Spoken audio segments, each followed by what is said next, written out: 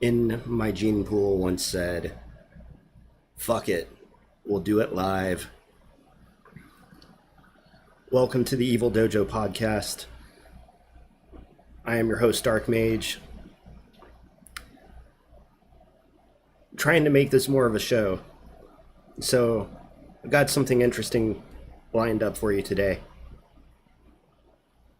It's a very hot day, so we need something to distract ourselves from the heat, because we live in an old building and are forced to rely upon old window unit air conditioners that are loud as fuck, make themselves very known in the background that they exist. So one of the reasons I have to do this is with the hope that I can earn enough money to navigate into a downstairs situation with central air so that my dog doesn't have to walk up the stairs every day because she's old and her legs hurt. Mine too. I'm 36, but it's an old 36 if you know what I mean. Stay tuned, sit tight. I'm going to play some music for us while we wait until about 5 p.m. Central. It is June 26th. We're going to not only hunt for SSRF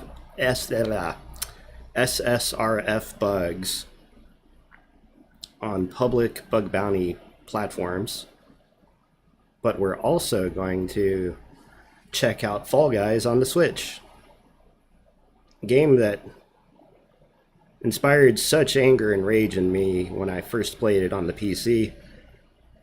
I'm hoping that if such emotions still exist for the game, that they emerge out of pure gameplay and not out of a lack of computational performance on the Switch's part, because I certainly didn't have a gaming PC ready to play it when I was trying it out.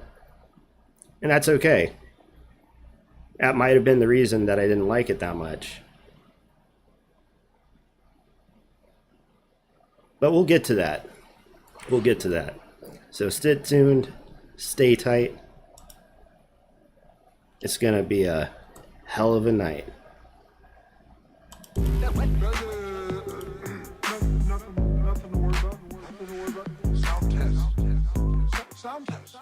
I tell you what. Clink, clink, clink, ching, ching, ching. Watching Bitcoin rain from my motherfucking screen. 1 coin, 2 coin, 3 coin, 4. Cut them in half and buy back more. Slump to my walk.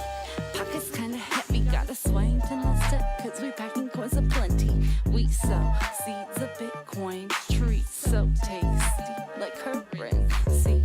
Don't cop like it doesn't stop in the blockchain. Broke bitches talk shit about money they don't make. I go, you grow, we grow. Crypto, pump 'em and dump 'em wherever the wind blows. Blood on the walls, falling through the floor. If the price is dropping, I'ma up the score. Best believe I'ma hold on tight, because I believe in what I buy. Yeah, there's wealth to be had. You can buy and sell and trade your way to the moon and back. So, sack up and hold them if you got them. Don't hold them on Binance, hold them in your wallets and know when to call it. See, talk is cheap, everybody gonna shit. You want initial coin, offerings, Bitcoin's better. Don't be bitter, the USD gon' take a shitter. You'll be broke, I'll be dinner. They be sad, we be winner.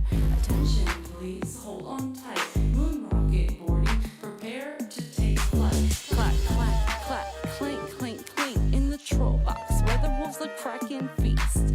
Bloodthirsty, they give no fucks in the least. They seek to feed on the meat of the frail and the weak.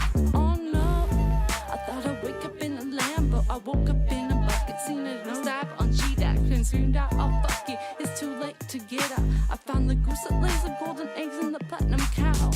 Oh shit, I'm in it too deep. If I wanted out now, it would take a lobotomy. My first million might buy me a party in Cabo. First Billy bet I bought a fleet of tanks and a crate of RPGs. Go hard in the bank, go hard in the bank, go hard in the bank. Crypto G's go hard in the bank, nah, nah. Never grasping for handouts, nah, nah. Nah, nah, nah, nah, nah, nah. I be stacking cheese while I'm posted at the day spa. Ha, ha, ha, ha, ha, ha, ha, ha. Nina, nina, nah, nah. You wish you would've grabbed that. Coin already bounced back. If you would've had some balls, you could've been a badass. Clank, clank, clank. Ching, ching, ching. Watching Bitcoin rain from my motherfucking screen. 1 coin, 2 coin, 3 coin, 4. Cut them in half and buy back more. Get rich quick, kid. Quit paying on a quick fix. Invest it, not live with the business. Witness flipping coins with the quickness. Scripting random kicks for your necklace. Bit by bit with the simplest of strategies. I'm adding up my salary, slowly making money, raking. You see, my wallet is a hodgepodge from Bitcoin to Dodge blocks. I leverage, then drop off. This market gon' pop off. Buy high, sell low. Think twice, die slow. Clang, clang, clang, ching, ching, ching. Watching Bitcoin rain from my motherfucking screen.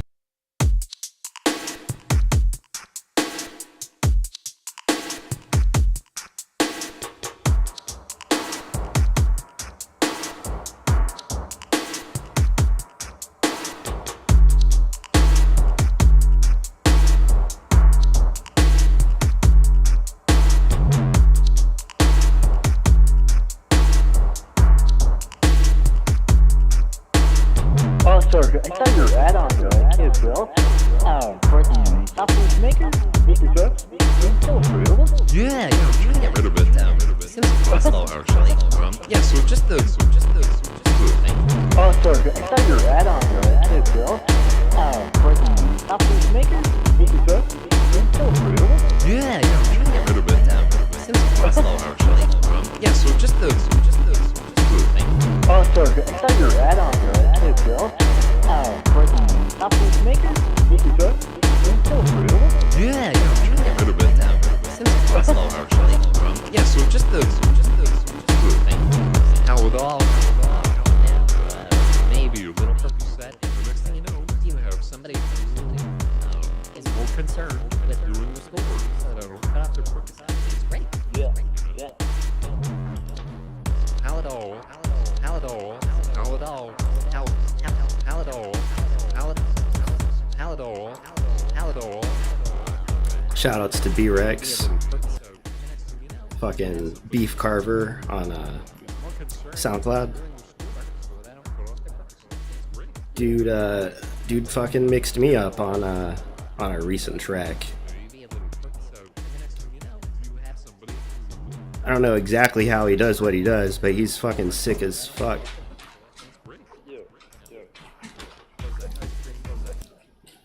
You know, at one point, it'd be fun to learn those ways. So anyway, what are we doing today? What has Evil Dojo got to store and offer for everyone? Well, I didn't even plan on Fall Guys. That was like a very last minute decision. I was gonna game on top of SSRF hunting anyway, but Fall Guys apparently dropped recently, and it's time to give that game an honest retry. See what we really feel about it, with the hope that it actually performs decently on the Switch. Let's get to the terminal here.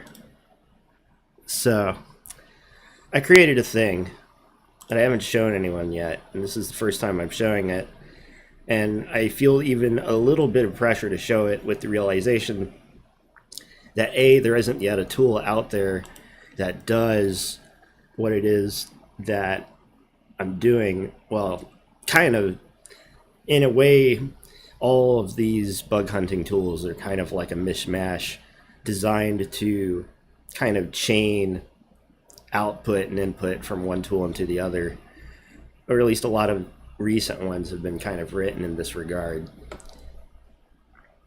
But I say pressure in that, for instance, oh shit, I closed the fucking tab. I gotta pull it back up.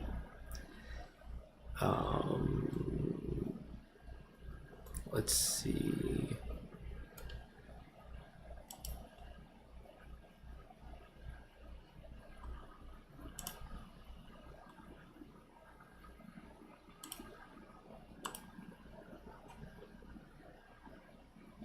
Okay, so I went to Bug Bounty Tips on Twitter, and going through, I came across at least more than one tool or combination of tools or one-liners or bash scripts or things of this nature.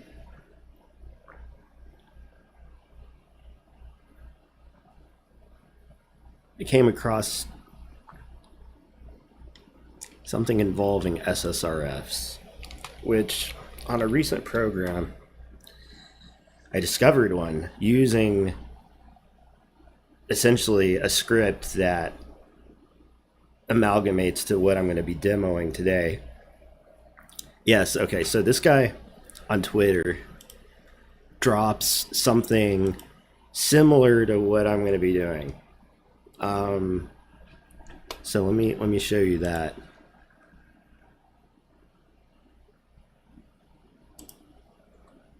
So this dude's like, the first to my knowledge fully automatic one-liner to test for SSRF using InteractSH.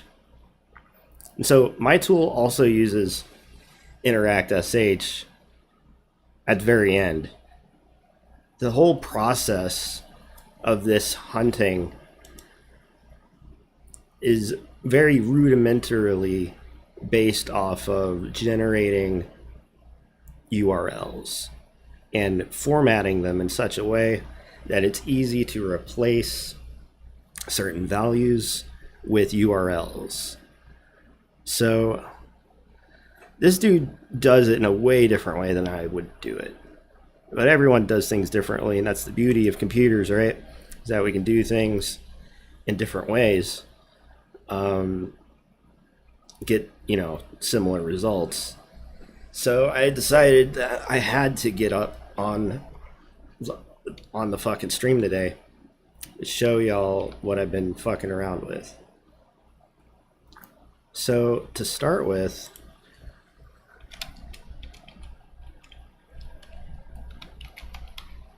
I created several different functions in my ZSHRC.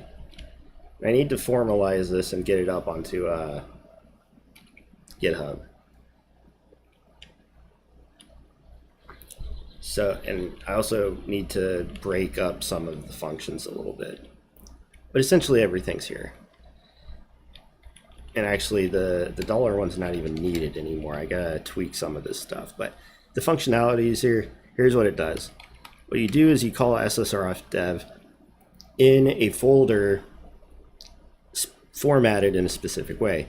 That folder is following a pattern that I've been using for my different bug bounty projects. The assumption is that, for instance, let's say you're on BugCrowd, and let's say you're in Indeed. Well, you have a root domains file, and this root domain file contains the names of items that are in scope. And then you have your subdomains file. The subdomains file contains all of the discovered subdomains that you've hunted for using different tools like AMAS and SubFinder, SubLister, etc. Blacklisted is for the process of, if you're using my AMAS setup, which is, and I realize I'm typing a bunch of stuff. Okay, cool, no, y'all can see me still. Over here, there's my AMAS setup, which was featured in Integrity's blog, which is a popular bug bounty platform.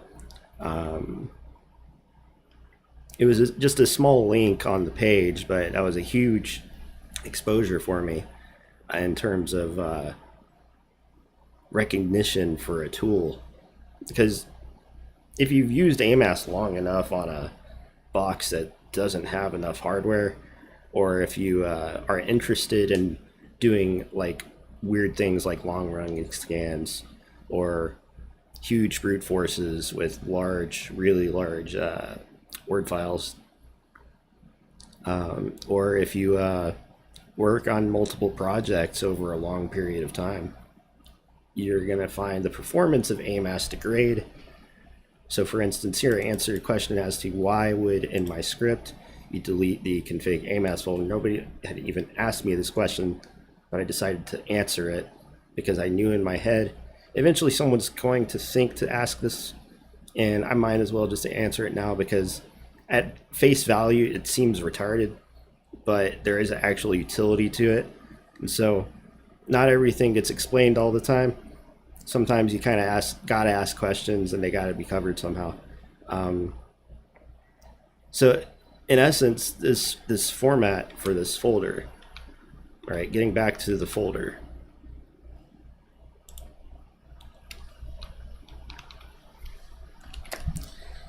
in addition to blacklisted, once you've got your subdomains, you feed all your subdomains into HTTPX, find out which subdomains are actually up. And this is going to give you something like this. At least the way that I run my HTTPX is that you're going to get like the URL for the particular subdomain, the status code that the page returns, the length of the page, the server name, the page name if there is one, the number of lines and the number of words. Very straightforward. But you need this HTTPX in order to utilize the SSRF dev command, which is over here on the left. So let's go through it line by line, and then we're going to test it, or at least start running it, for a subset of this program, because it would take too long to run on every domain, but we want to at least see that the tool runs through and generates what we want it to generate, because actually running through this whole process takes a very long time, sometimes for very large programs, depending on how many links that you're going to be getting back. In many instances, you're going to be dealing with millions of links, possibly more. And processing all of that, even with a very fast computer, is going to take a lot of time. So certain things are done in certain ways for optimization purposes, and I'll explain that when I get there. So if the HTTPX file exists, then we go ahead and do everything. We get domains up, and then we run do-gal. Otherwise, we print an error message. And you can even test this out, like we're going to move HTTPX into an old file, and then we're going to attempt to run ssrfdev. I think it just crashed on me. Oh yeah, because it did exit. So fixing that, if we were to do that again, first we got to reload the ZSH, and then we do ssrfdev. Says it doesn't exist naturally. So if we were to go into indeed.com and attempt to do ssrfdev again, because the file httpx.txt does not exist, it won't run. So I made some effort to kind of idiot-proof this. Like, it's kind of a good sign of programming effort, I feel, is that you attempt to error check yourself. I can, but I forget why that's a problem. Can you make an appeal? Anyway,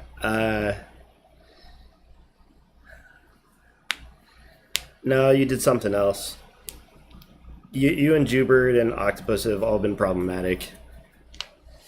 Well, I'll check it out. You're clearly able to chat in the channel now, so I'll take care of it. On June 18th, okay. Yeah, I definitely haven't logged into the Twitter mod panel. I wasn't banning everyone, that's for sure. Anyway, httpx.txt has to be present in the folder for this tool to run. So once you actually have that, here's everything that happens.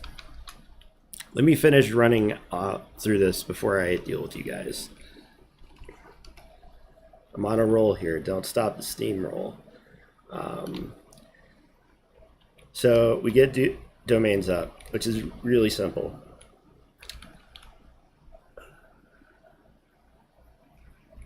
Get domains up, runs a real simple awk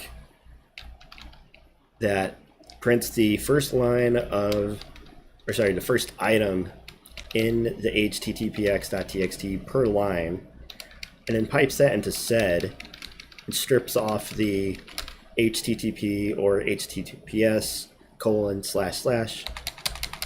and then writes that to a new file called domains up.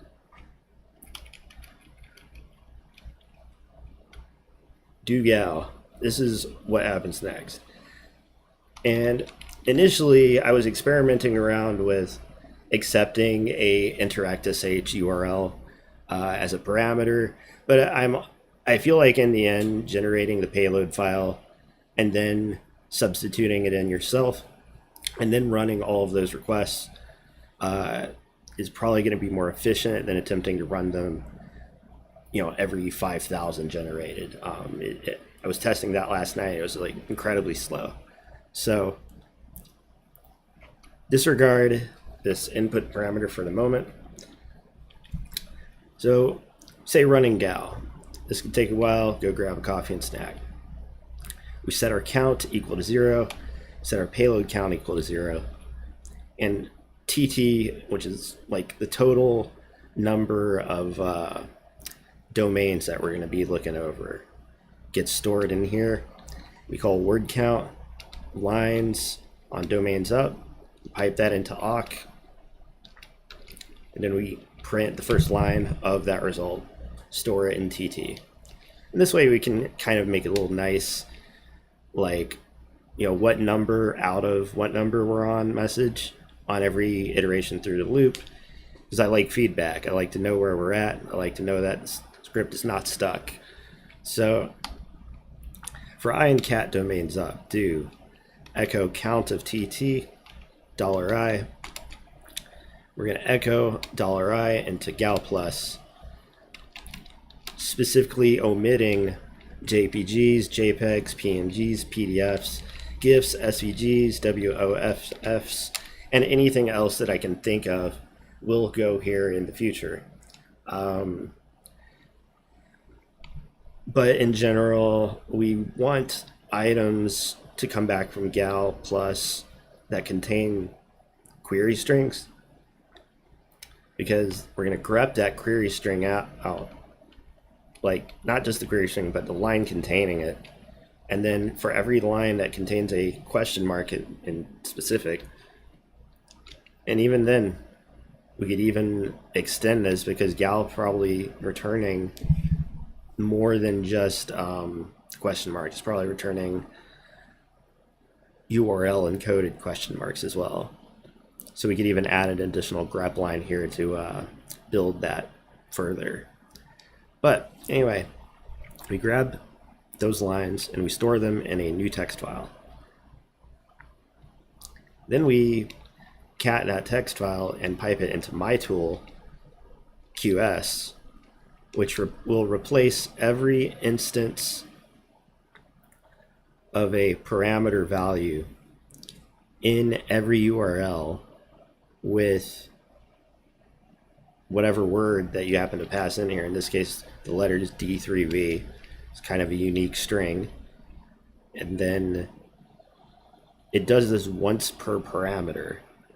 So if you have a URL and you have 3 parameters, then this is going to be done 3 times. And the original parameters get preserved. And this is actually kind of an edge case in the bug bounty toolkit. A lot of people have been blindly relying upon QS replace, and so I decided that it didn't do what I wanted it to do, and I couldn't find a tool out there that did what I wanted it to do, so I wrote one. So we pipe those results into yet a new text file, gal1.txt. If the word count of that file is 0, then we skip the rest. But if it's not 0, if we got a non-zero result, then we're going to sort it, unique it, and then split it 2,000 or however many thousand items at a time that you want. I've been playing around with this value because it is a delicate balance between generating tons of files and actually making progress getting through all of the different items, because what happens next tends to slow down the more lines there are in a file. So what we do is we split our gal1.txt by the line count, in this case 2000. And then we print a generating payloads message. And then we set current file count to 0, and the split file count we grab by checking how many files are created in that split operation. Then for each one of those files, which all begin with the letter X, print out a message containing the date, what the current file count is, create a new blank file called ssrf dev mid, and then we have an inner loop. For K and cat J, do the following. So for every line in every one of the split files, we echo that line into sed, which replaces D3V with HTTP %3a %2f %2f, the lower a, and then the $payload count, which we are keeping track for every payload that we generate. That's like 1 per line. So it's going to be like A0, A1, A2. And the reason that I do this is that if something trips off in Interact SH, once I generate the final payload set and actually run it through HTTPX, and whatever server I'm targeting happens to ping back to my Interact SH session, then I'm going to know exactly which line in the file generated that pingback, which is a very useful thing, because when I first began playing around with SSRFs and actually understanding them and getting good at identifying them, I realized that with my approach, I'm working with such large data sets that take so long to process that I don't want to risk having spent a lot of time identifying something and then not be able to point to exactly which payload generated that pingback. So $payload count, $a payload count is how we do that. Then we follow that up by .d3v. So the D3v is still in there because what I was initially playing around with was shoving in the interact sh here, the URL for that. But I'm going to wait to do that. I'm going to actually generate an intermediary file called ssrf dev mid, and then I'm going to cat those into gzip and then store those in a zipped text file, because the amount of things that we're going to generate here are going to be potentially big. We're going to delete that file and then increment our current file count. Then once we're done with that, we're going to delete all of the split files that we created. Otherwise, we're going to print a message stating that we did not find any links with parameters. And then we're going to increment the count by 1. So this is how we generate the intermediary payload. Like I was saying before, because Indeed is such a big program, if we take a look at the size of HTTPX, 889 lines.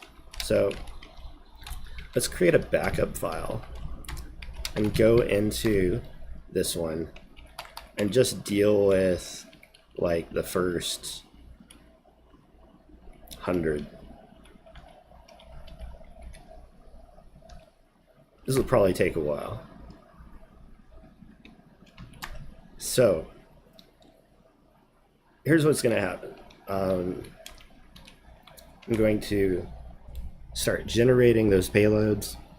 I'm going to, while generating those payloads, start playing Fall Guys. Once the payloads are generated, I'm going to swap out the payloads that were generated for a new set containing a URL generated from interact.sh. And then we're going to pass that into HTTPX, or copy it to a server and then do that. And then we'll be able to watch our interact.sh session to see if we get any pingbacks from our payload set. Now, the approach that I'm taking here is like get based only. So the problem with that is that it really omits a large attack surface through things like post, put, and other HTTP methods. But it's still not a bad approach because it's fully automated. It relies on public resources, and it can be extended from where it's currently at. It's also rather performant because splitting the files into like 2,000 as opposed to like, you know, something much larger causes the since it's all doing it like one line at a time, there's a lot of memory and CPU and stuff that gets lagged out, like the more lines per file that you actually have. But it's all good. Let's get into it. Let's actually test it out. So Indeed has a public bug bounty program. In the same way that NahamSec does public recon on Yahoo, you're going to consider this public recon on Indeed.com.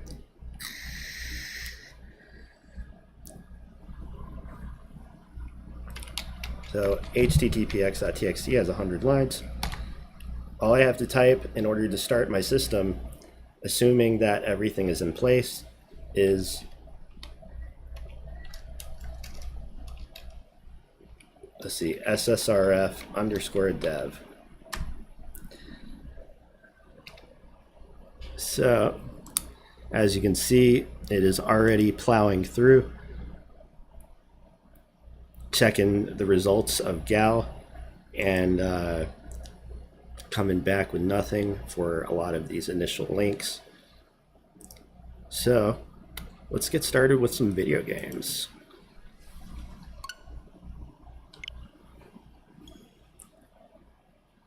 Looks like About is, yep. About generated some stuff. Nice.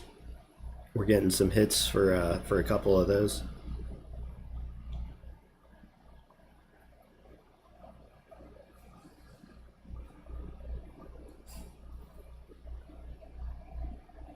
All right, this is first time playing Fall Guys on the Switch.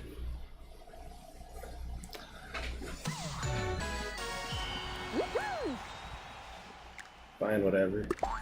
Let's just dive right in.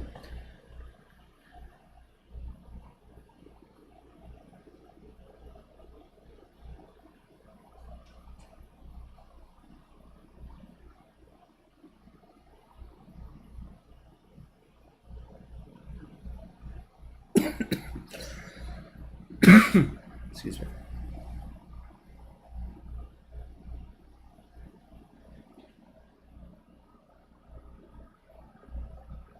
Oh, okay, Angie. One moment.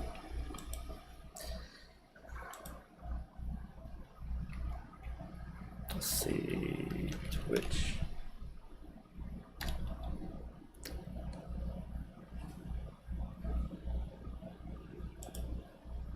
Find you a sidearm.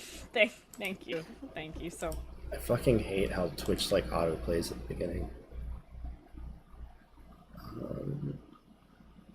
Let's see, creator dashboard.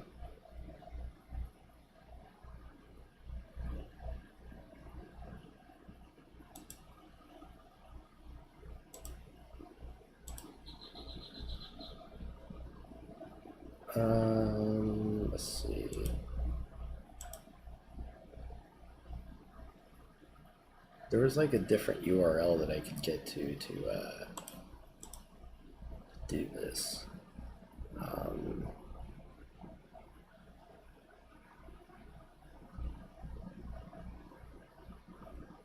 Is it like chat.twitch.tv or something like that? No.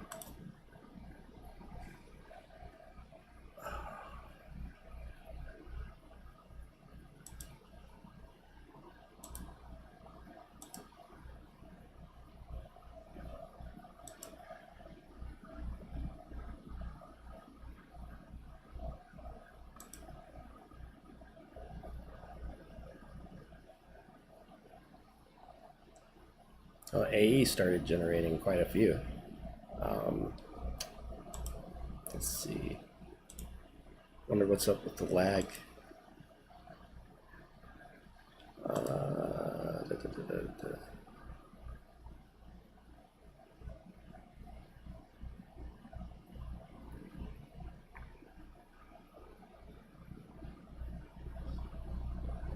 Okay, I'm looking for.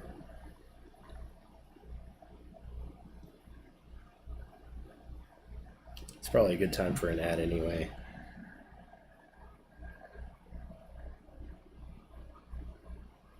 One second and I'll have Cheese on band.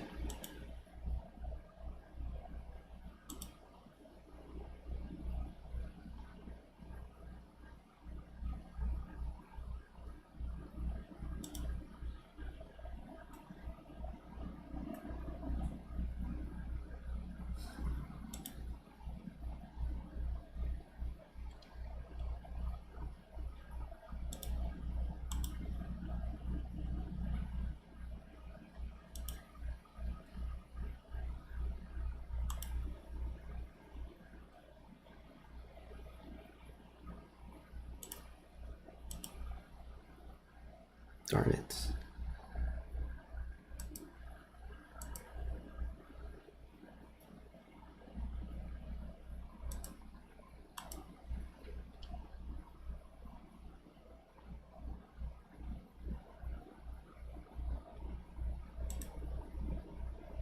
Moderation, here we go.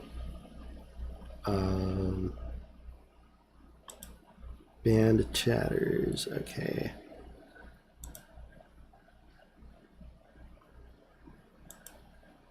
All right, Cheese is unbanned. Only at Angie's behest, though.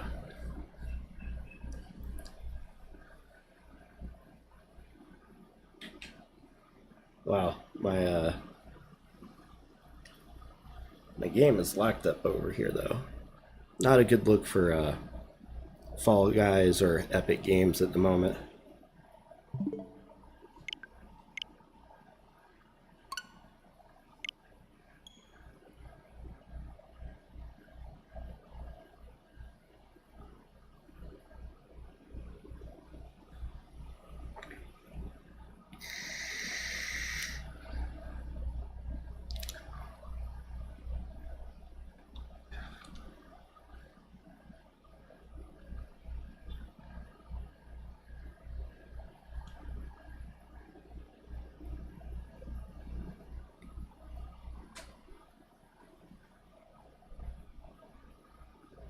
See if this thing actually loads.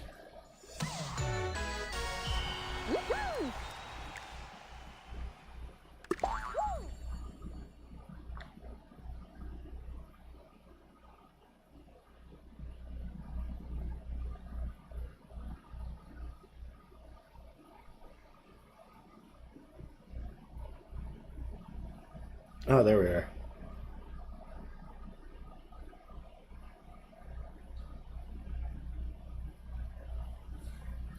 Here. Not that everyone doesn't already know my birthday, but let's at least act like I care a little bit about my own privacy.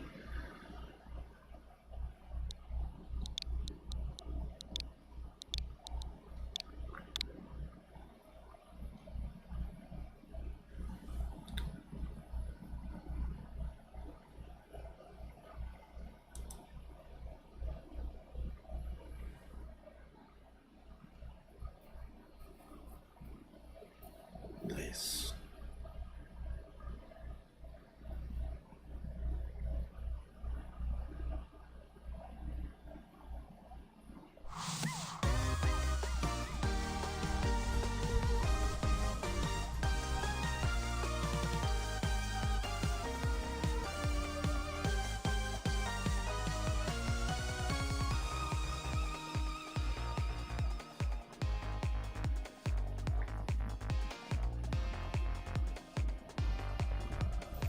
All right.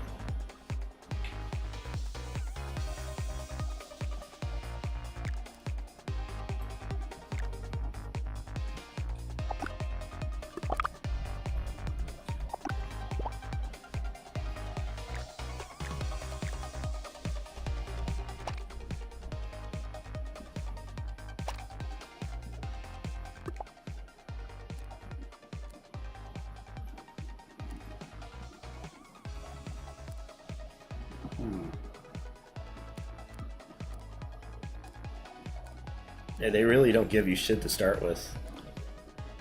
Back in my day, they gave you more colors. I guess this is a free to play game.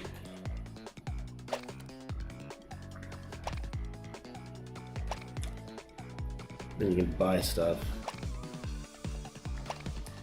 All right, let's dive in.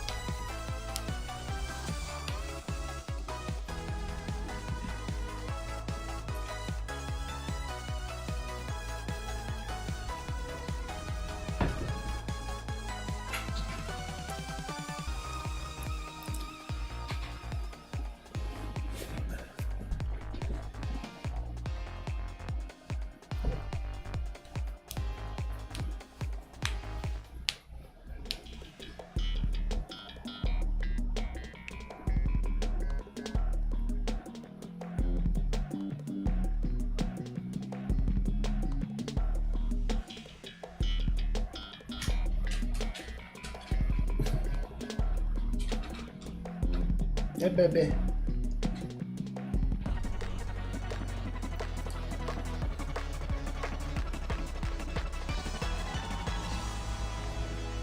All right. Oh, Lord, it's been a minute.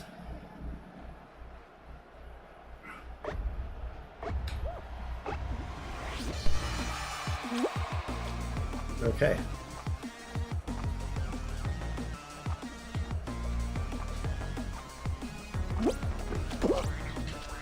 Oh, yeah. Oh, I'm so good at this. Oh, fuck.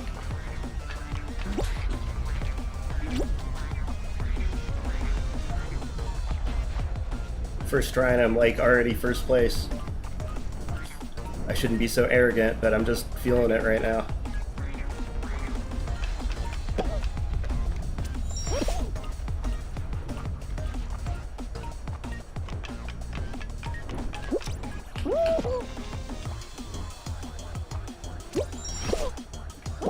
Oh, my arrogance.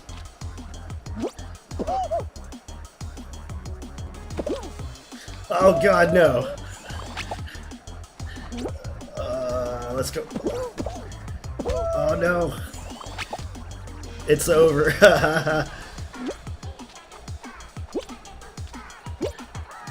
Oh, we did it. We did it. Okay, we're good.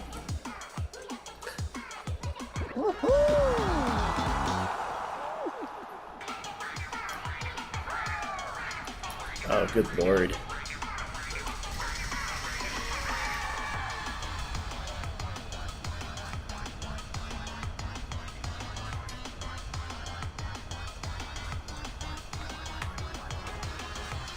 This dude's like way back there.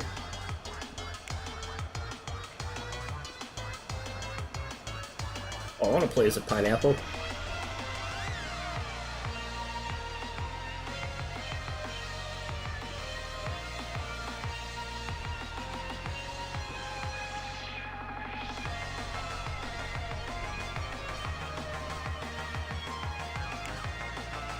Baseball man.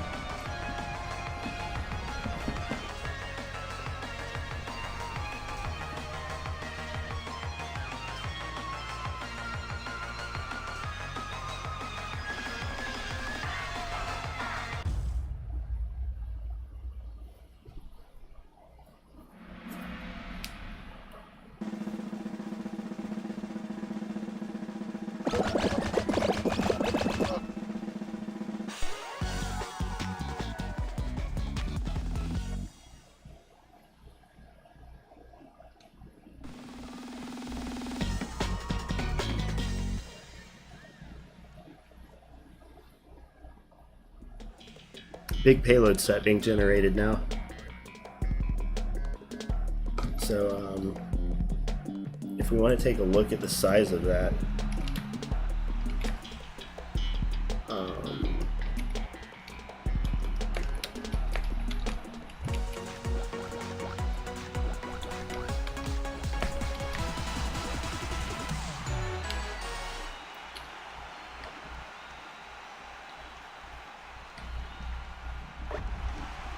two laps.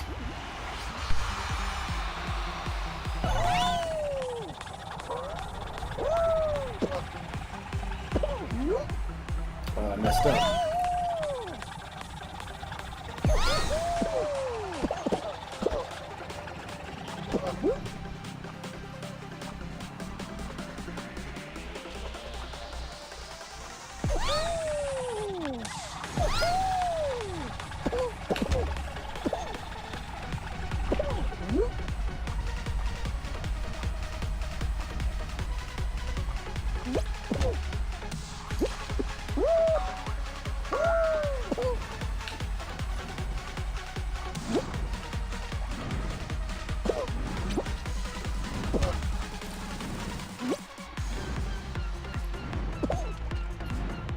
Oh god.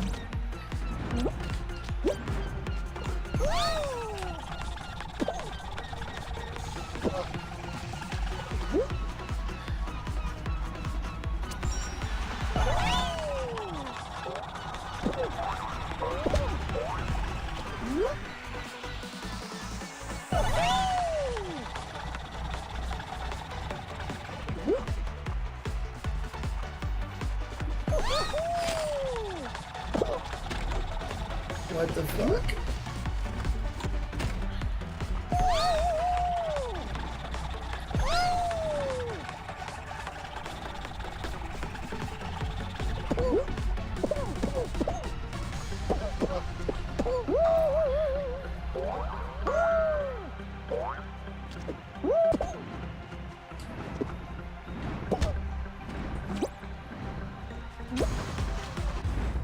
Oh no, I lost.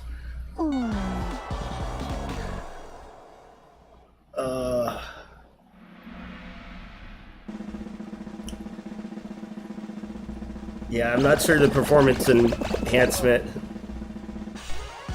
of it being on a console helps.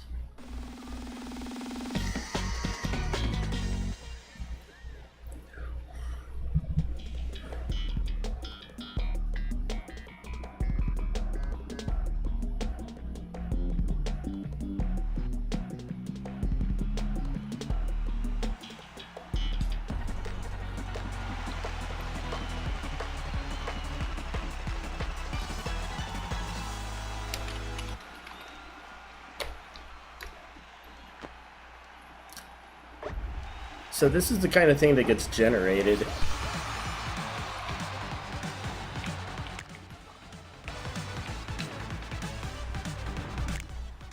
Oh yeah, I'm dead, so I have to watch.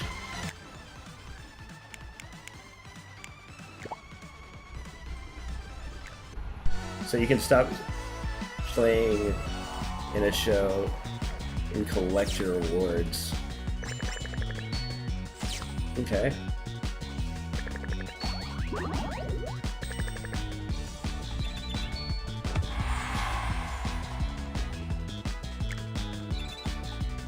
Nice.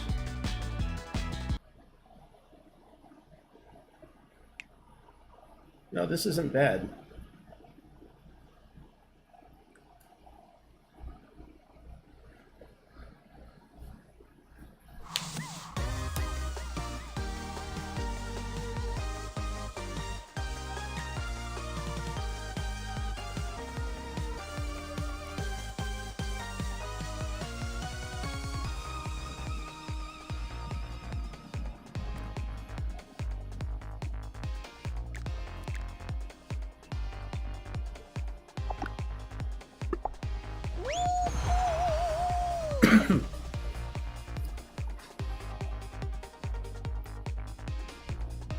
So as you can see, it only takes about,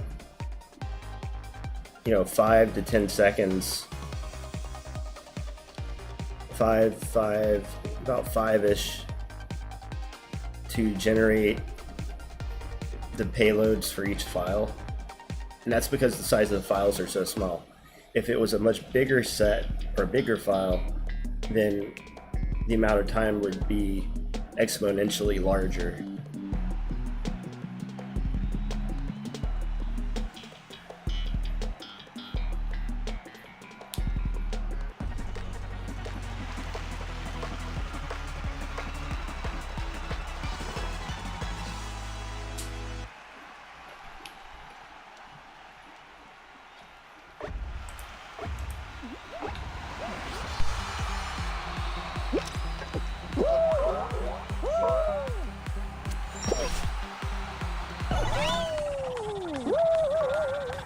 Whoa.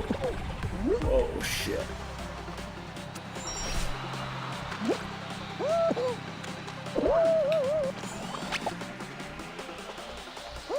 Oh god.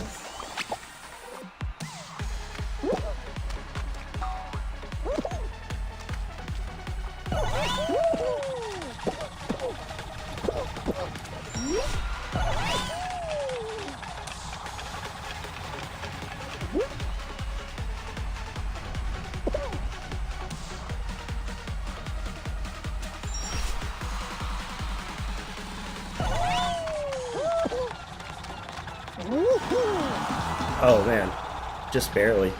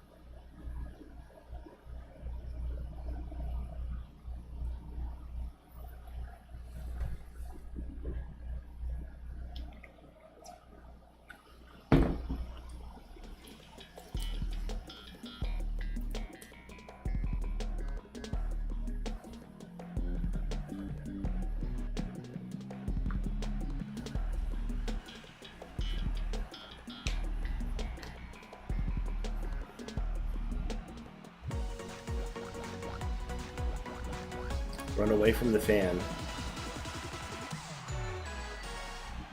Here we go.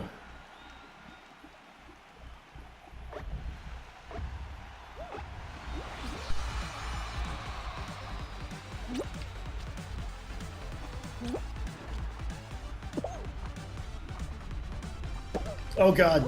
Oh, that was too fast. Oh.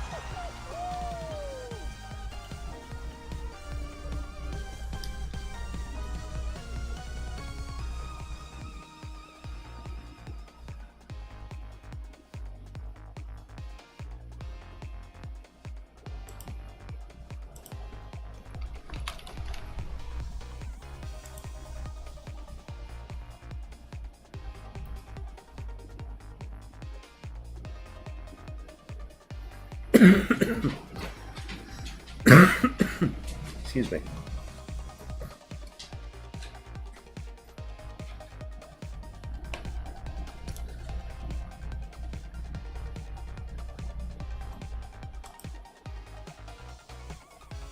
Oh, nice.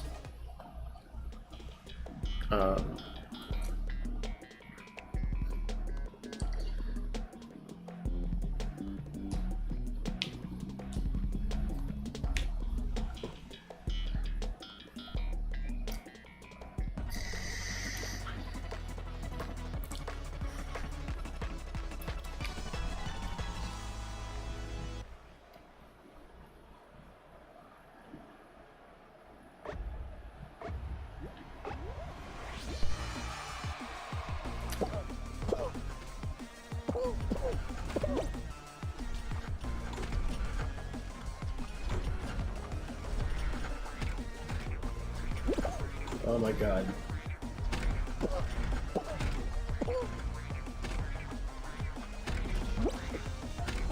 Yes.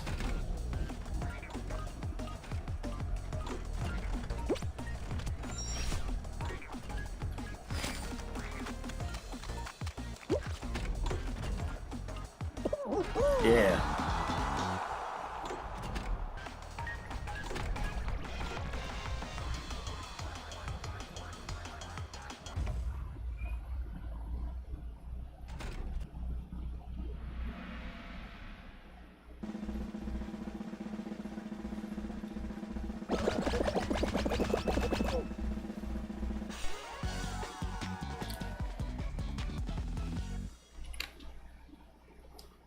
So for instance, if I wanted to see how many words,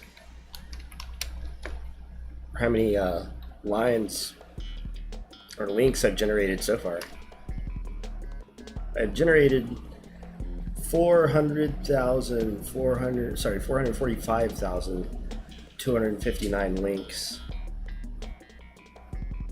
every 5 seconds or so. That number's added to.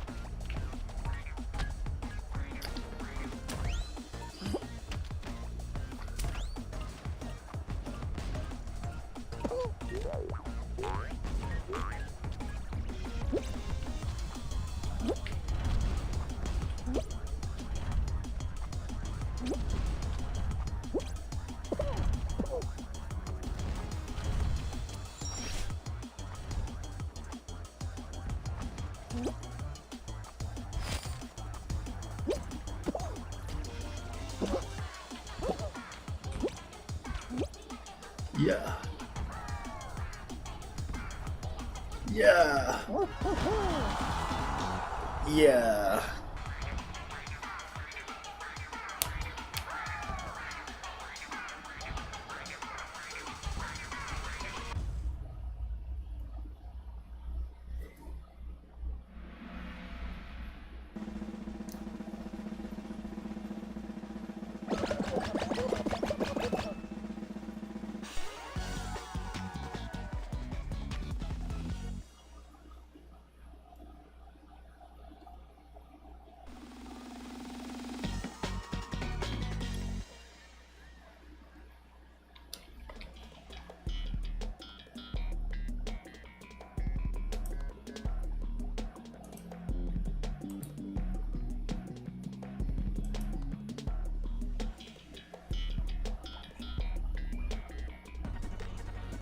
So far, this is actually pretty fun, and it plays pretty good.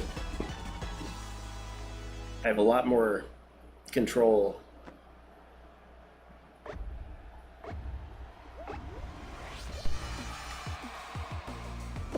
Oh. Oh god.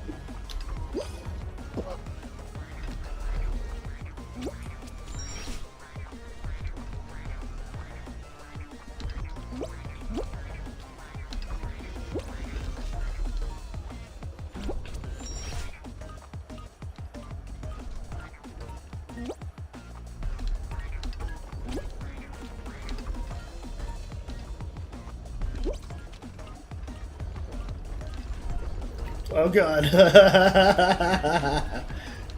Oh shit. Oh no.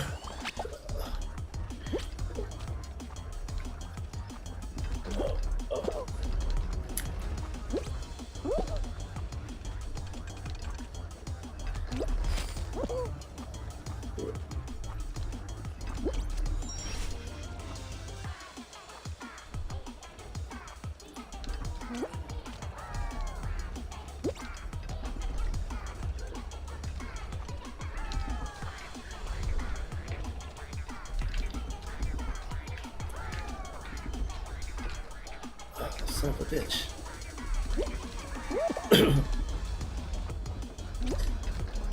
All these fucking turds. These fucking turds riding off of my hard work.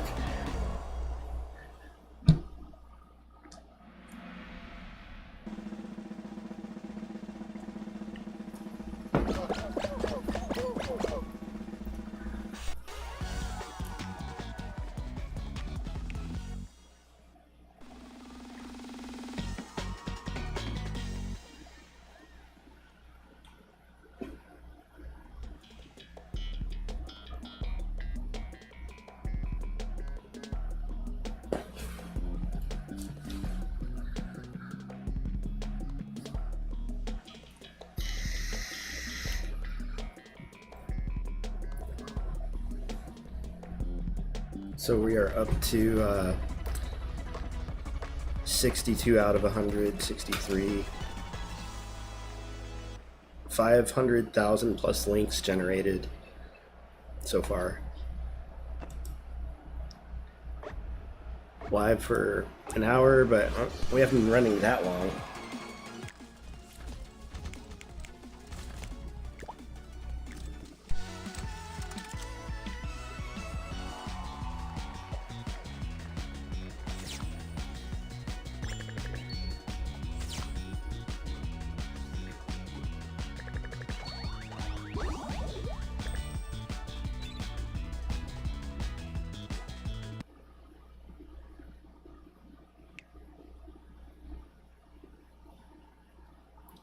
Some people have been complaining that Fuxor is too chatty.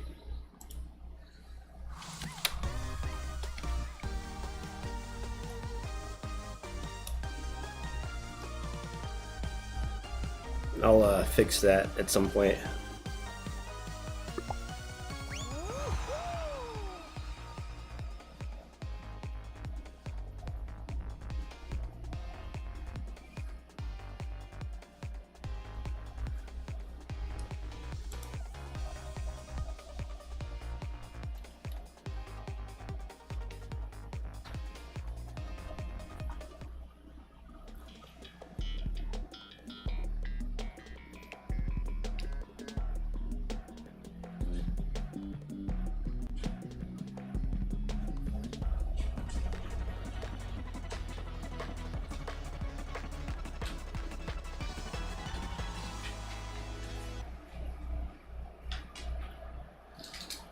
Oh,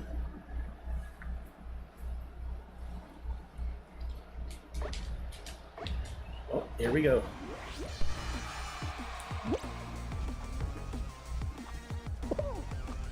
Oh my god, why are some of these people faster than me?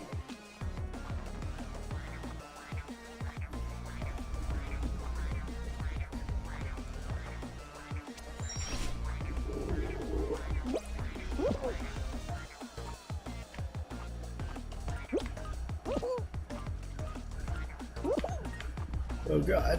Oh god.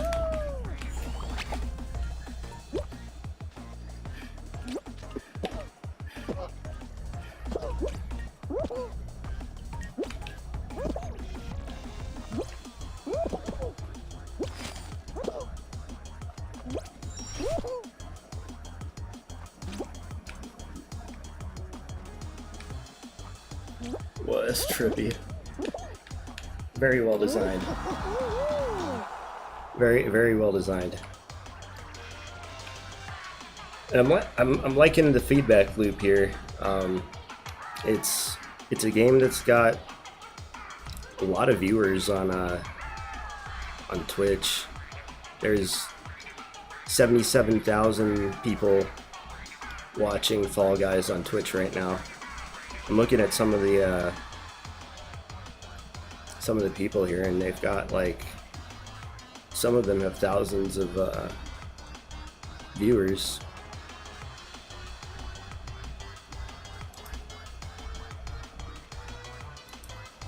It's like, why would someone watch unless they couldn't play themselves, or they were just too tired to play, or they couldn't find anything better to watch?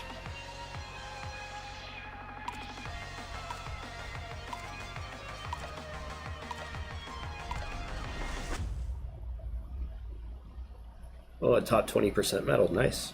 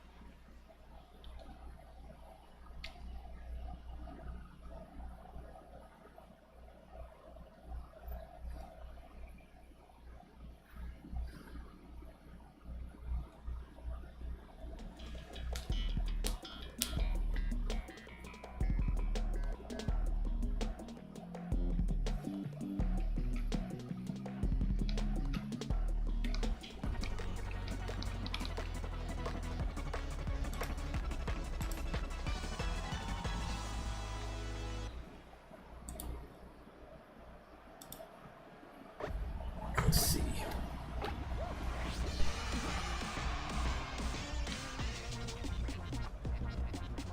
Don't fall off.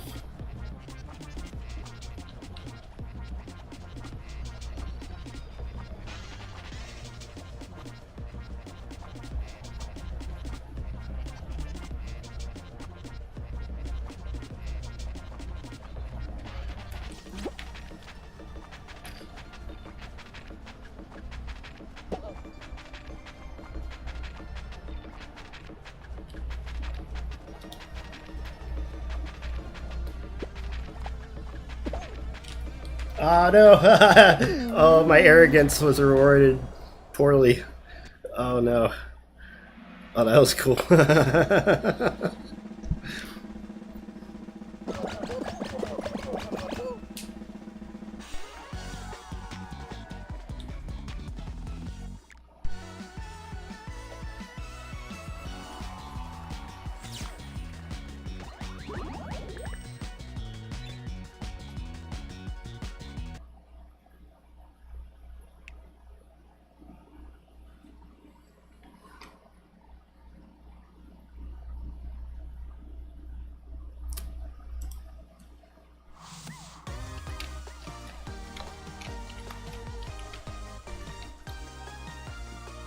It's not a very big text file, but when I uncompress it,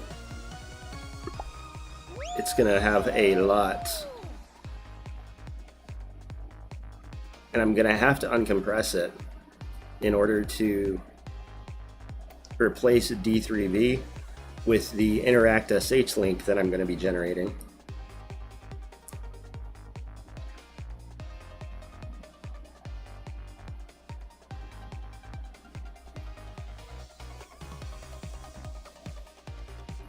Still have a little while, but we're halfway done, at least in the list of subdomains that I've chosen. We could stop it here, but I kind of feel like letting the process complete. 100 was an arbitrary number, but it's long enough for the stream to at least be interesting. And you get to see some hilarious Fall Guys action.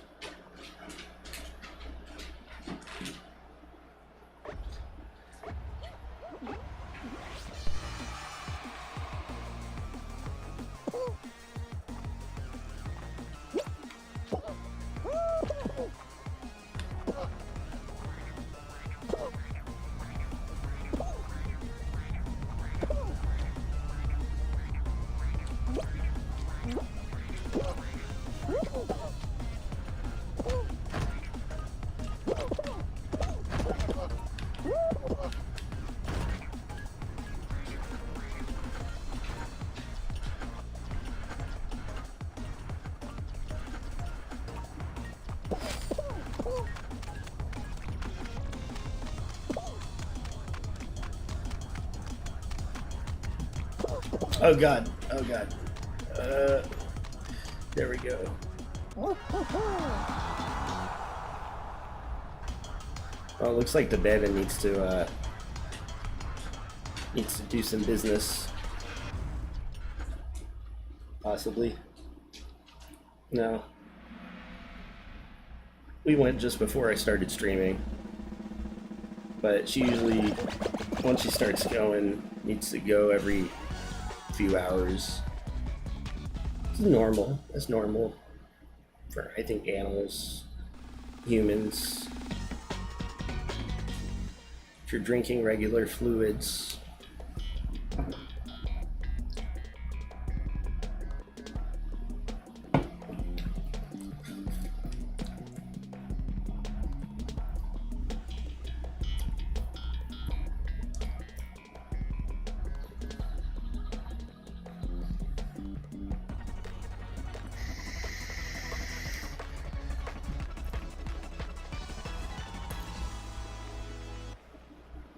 Okay, here we go. Big fans.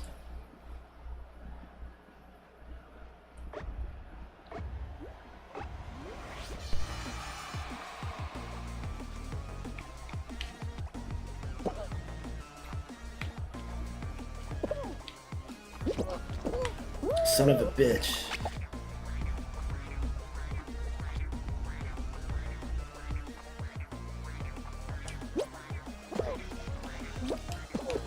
Oh my god. This is some retarded shit right here. Oh my goodness. Let's see if I can catch up. I'm like in dead last.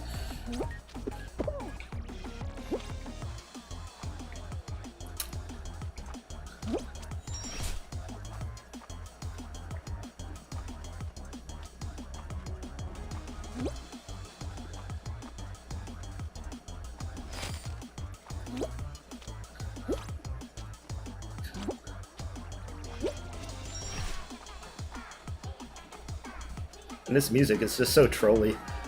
It's very fun. Oh.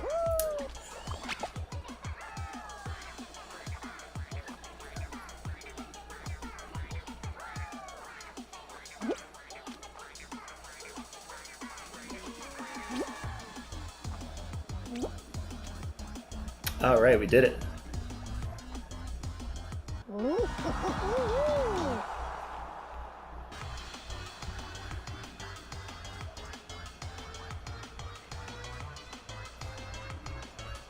Yeah, Fall Guys is good, man.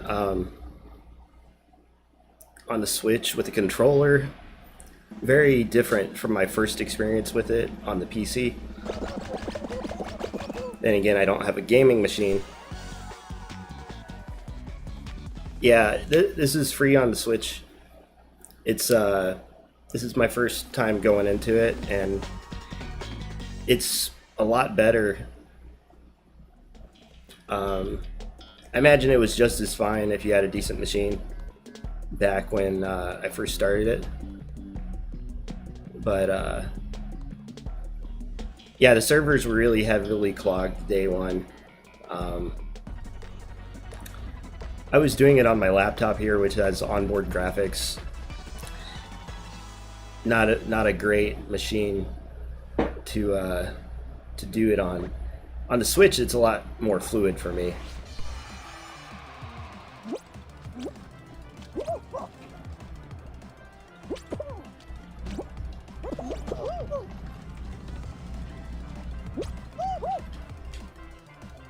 And this is interesting.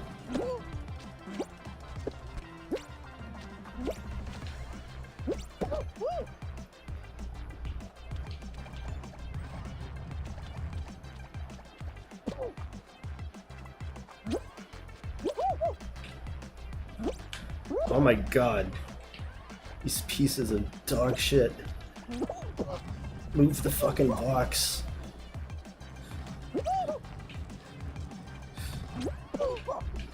That's right.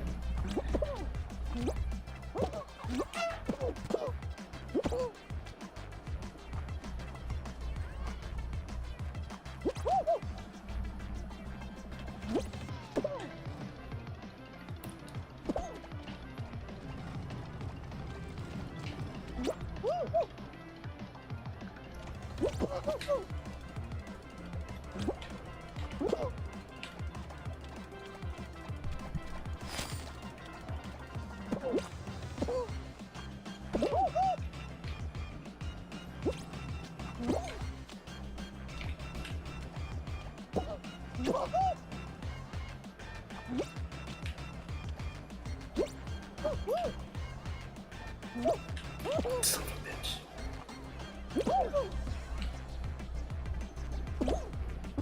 No, no.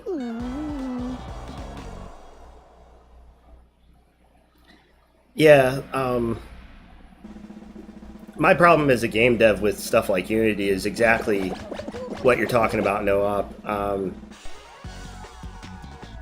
It has a lot to do with how things get exported to different machines. When I know deep down that if you like write something in native per thing, yeah, Unreal, probably because it's C++ based.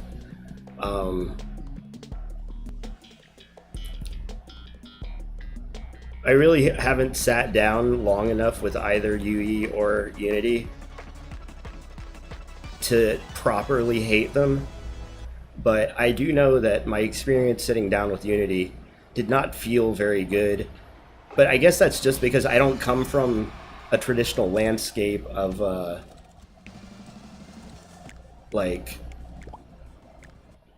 working with IDEs or like Game Maker Studio or stuff like that. Like, my idea of game development growing up was like RPG Maker, the Japanese version on the Super Nintendo, or the Super Famicom specifically.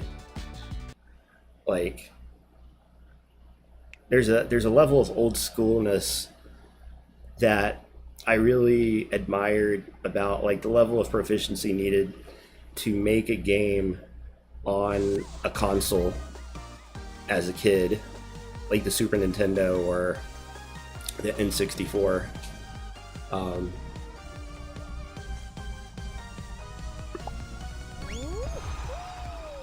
Nowadays, people can use something like Unity and make something that kind of works multi-platform, but there are going to be edge cases where there's still optimizations that have to be made in order to, like, you know, make it really good.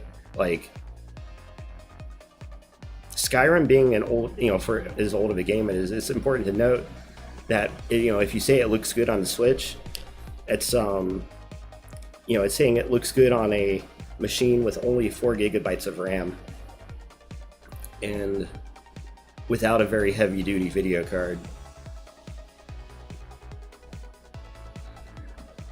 Yeah, oftentimes my main complaint with GUIs is being forced to conform to some UI designer's way or idea of doing things. Modular interfaces are something I'm interested in for sure. That's why I think Python has a lot of promise in the game development department. Not many games have been released, in a professional context that have been built with Python yet. But there's some good ones. Some very interesting... I actually have one on here. I'll bust it out.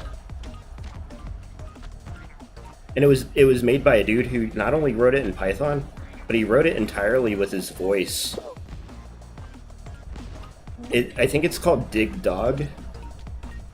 It was only a couple bucks, and for what it is, it's really good. Like, really well made. And it was made by one guy in Python using only his voice. And I'm like, okay, well, I got no excuses now. I'm able to type, even though I'm working towards a healthy repetitive stress injury.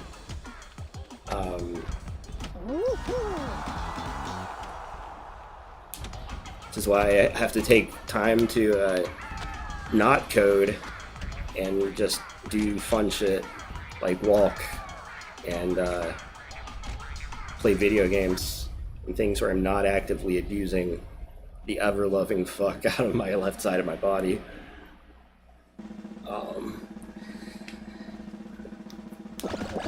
But that said, though, once I finish this show, I'll bust out Dig Dog. I'm pretty sure I still have it installed.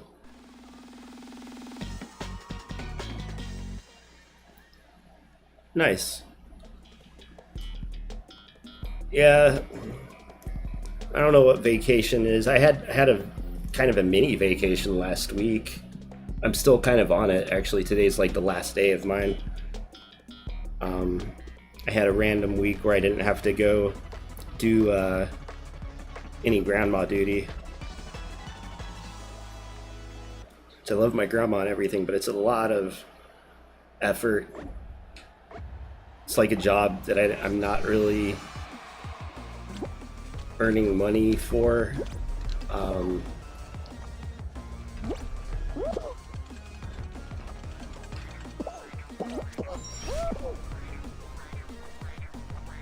Because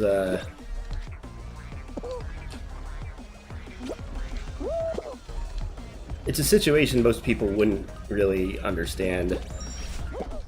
Or maybe they would.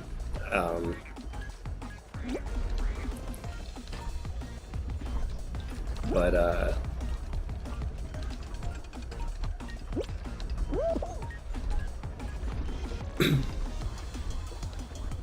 in essence, I go to my grandma's about 5 days a week, and she lives with my sister.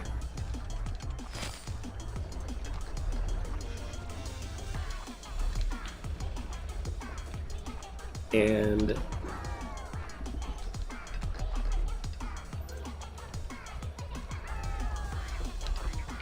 let's see.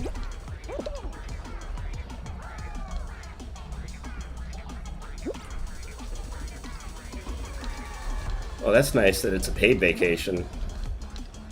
I have not had one of those ever. I almost had some. Yes.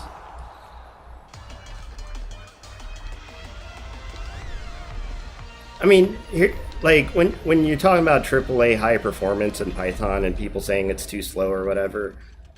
Oh, we got someone. Era, thank you. Appreciate that, Era.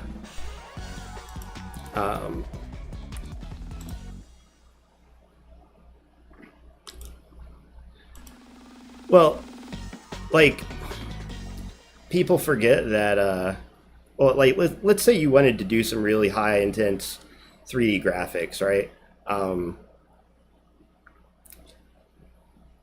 There are plugins, right, that exist. You know, there's ways to down compile code into C. There's ways to leverage. Yeah, but that stuff's not going to be really Python, right? Like, that's not the use case. That's not, like, I wouldn't be doing high performance graphics in Python like that. And even if I was, I would be leveraging some sort of in between. Oh, wow. Oh, God.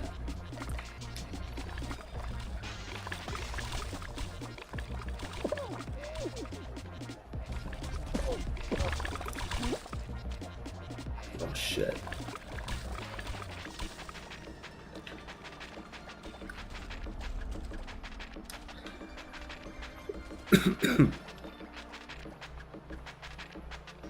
Oh, God. Oh, God. Oh, God. Oh, God. Oh, God.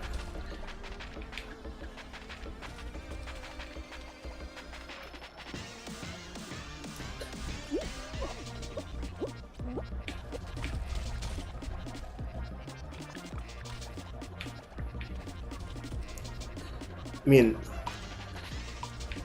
I think that's where a lot of the disconnect in the discussion about Python being... Oh, fuck. I think that's where the disconnect in the discussion about Python being used as a game development language gets lost on a lot of people, is that historically speaking, C++ is looked at, quote, the game dev language, because it was always the language used to push the boundaries of the machine. And for so long, finding the boundaries of the machine and modern game development were so intertwined. But it's you know, especially now, you know, for the last like decade or so at least, it's no longer so much been the case, especially when old school games are still popping off, and anyone who's an indie developer and a solo dev can basically get started. And that's where my interest in Python being used as a game development language comes into play. Whoa, shit. Whoa, shit. Whoa, shit. Oh, shit.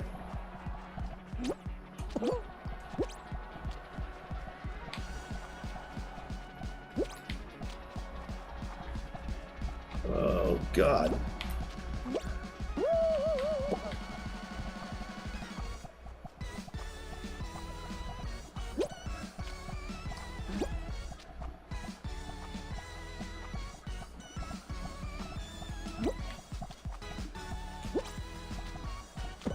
Ah.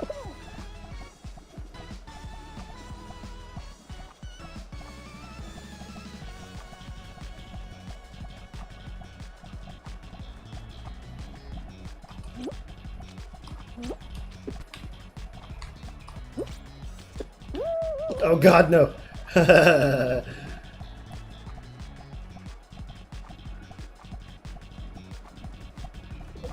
Oh, shit. Oh.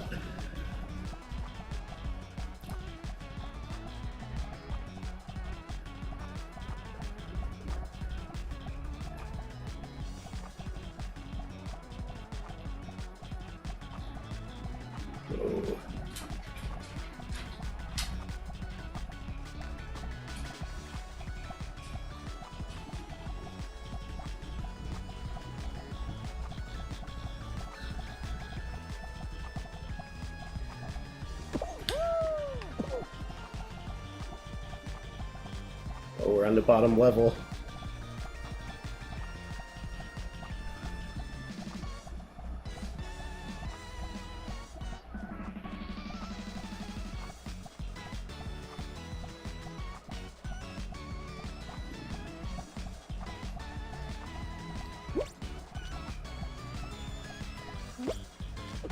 Oh no!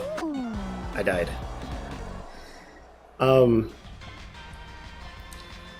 Noah, if you don't want to get ads,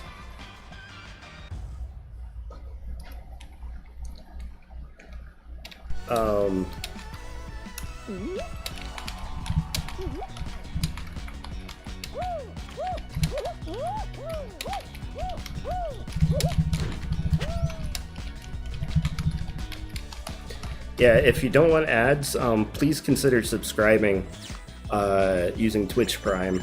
If you have Amazon Prime, you get like 1 Twitch Prime subscribe every month.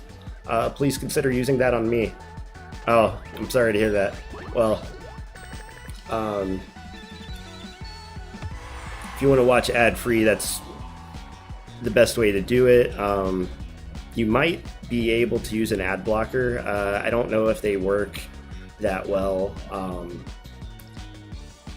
I hear people suggesting that you use ad blockers at times, so I have one installed on my machine. I'm not adverse to people using it, but the reason that you're going to be getting more ads is because I've cranked the rate up in order to get in on some new Twitch ad rate increase. Trying to get that money, because as I was explaining before, I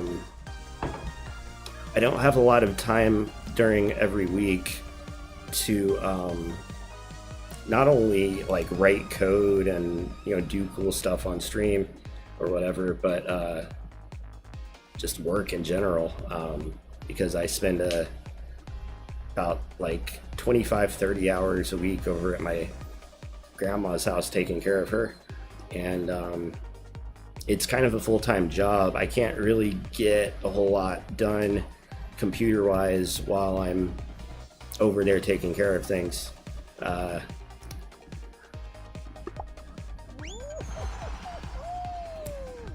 Pi-hole, yeah? I've heard of that. That's like a router for Raspberry Pi.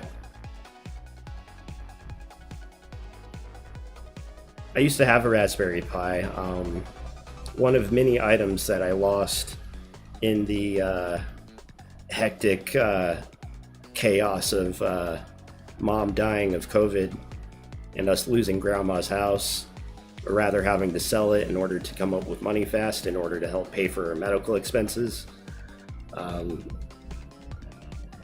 lost things like a Raspberry Pi, a PlayStation 4, a whole collection of KMFDM t-shirts, a lot of things that are just material, but I also lost a lot of things that I can't replace.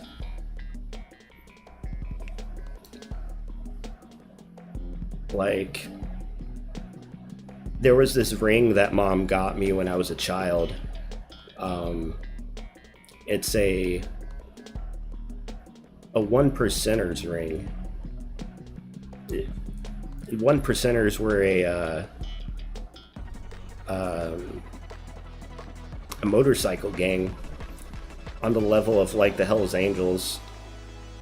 And I think mom knew a guy who was in it, because this dude at my like 10th or 11th birthday party before I had my my back surgery, gave me this ring at a laser tag birthday party, and it was really fucking cool. I had it was like a fucking skull with wings and a knife going through it, and I didn't even notice the 1% thing until like 20 years later, when I'm working at Domino's as a pizza delivery guy, trying to get cash and improve my situation.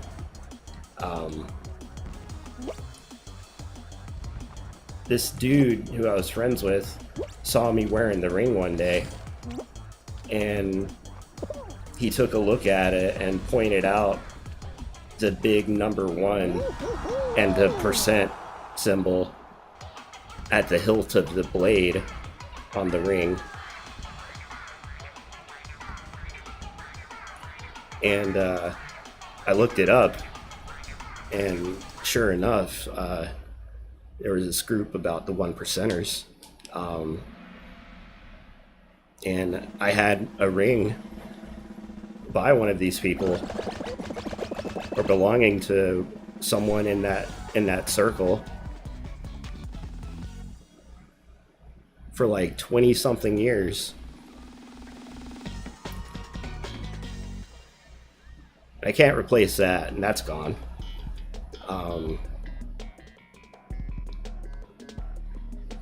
Hell's Angels, yeah.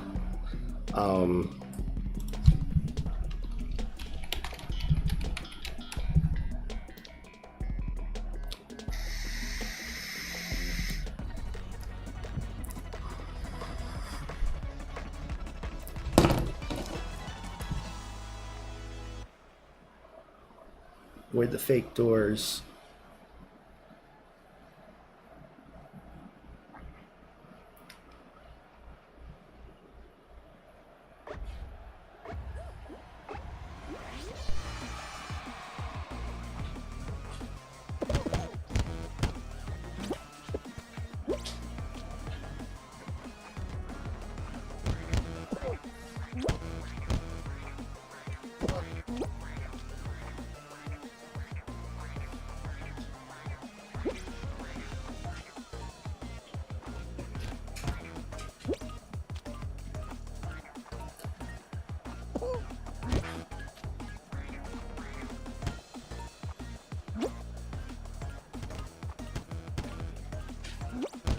Oh, yeah, my baby's ready to go out and do some business.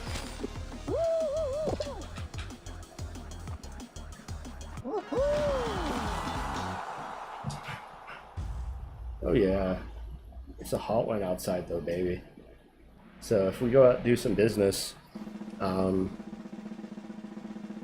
we're just gonna be out there for a few minutes, long enough to do that. We're gonna play some, we'll set the people up on stream for some music while we're gone.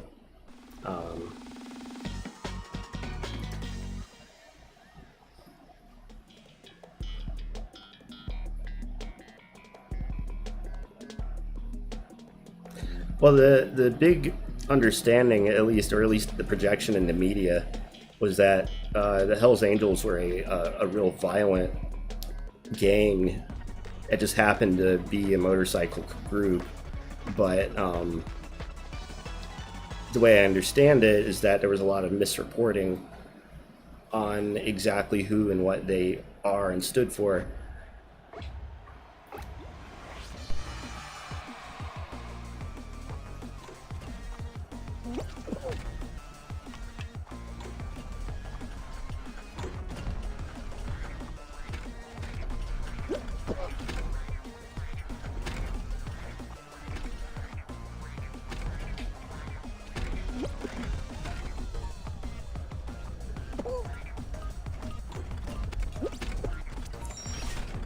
Yes. No.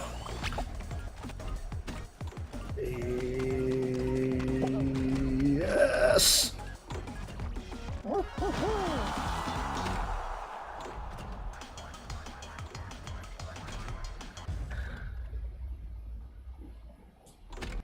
I see.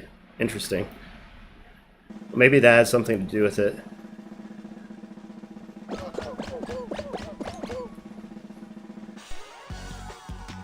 See, tonight I gotta give my baby a bath once it cools down a bit.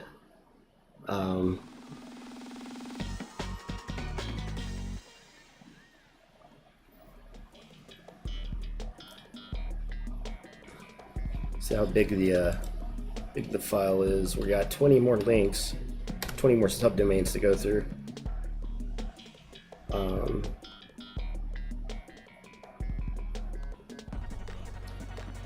It'll probably be done real soon.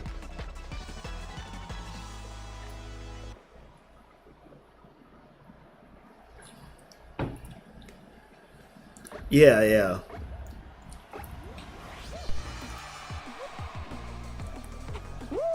He was probably just like a coke dealer or something.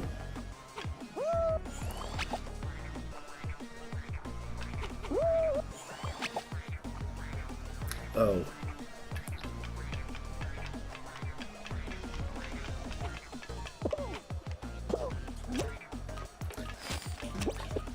Oh my god.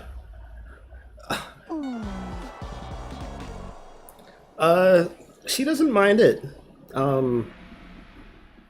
I've got a full bathtub here, right? So she's a big dog. So she fits in it perfectly.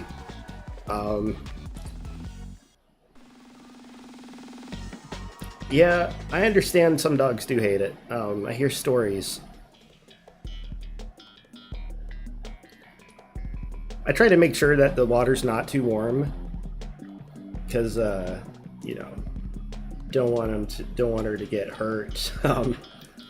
Love my baby girl. I also don't have it too cold though, so it's not like uncomfortable. I imagine that she would enjoy being in a lake, but I don't think she'd be able to swim. She already has enough difficulty getting upstairs. Like, it's the slowest part of the whole walk. It takes her, you know, about a minute or 2 minutes to fully ascend our staircase. That's okay. I'm with her every step of the way, because sometimes she slips, and she has no problem going down the stairs though, which is a good thing.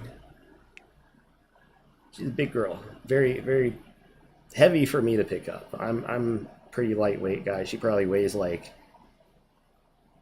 80 pounds. Easily like 2/3 of my weight. Not a problem.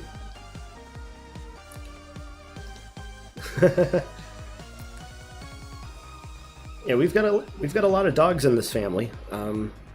But this is the first time I've gotten to care for one as an adult on my own. And I love it. So let's see. Speaking of, so if I disable that, and then I can put, let's see, if I hide the game window now, and then we could put on some music while the rest of these payloads get generated, because yeah, looks like it's still going.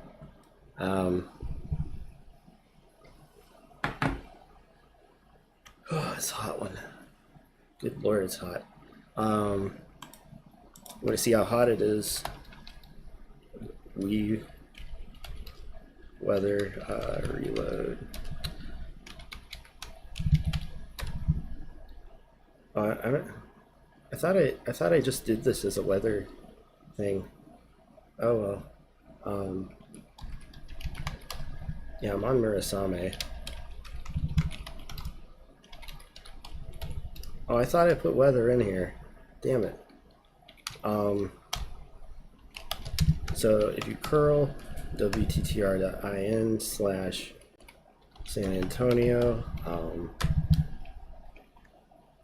with option 0, you get current weather, nice little graphic overlay. It's 96 fucking degrees here right now. Good God. That's another reason why we're not going to be long. But in the meantime, because the next step after generating these payloads is going to be firing them off at an Interact SH instance. So, but before we can do that, the payload's got to continue doing their thing, and I'm convinced that it's not going to be like a huge file. Yeah. Yeah, well, welcome to Texas.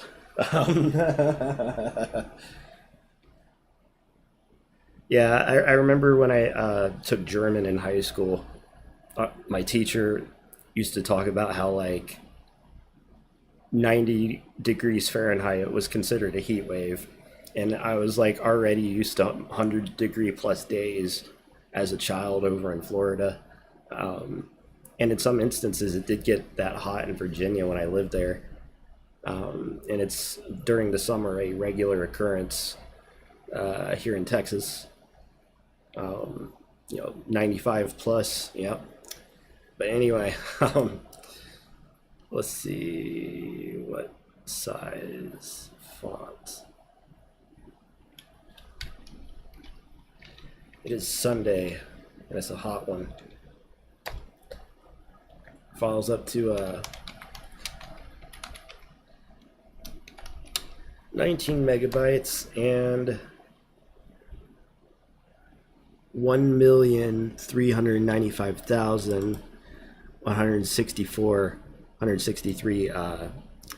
payloads.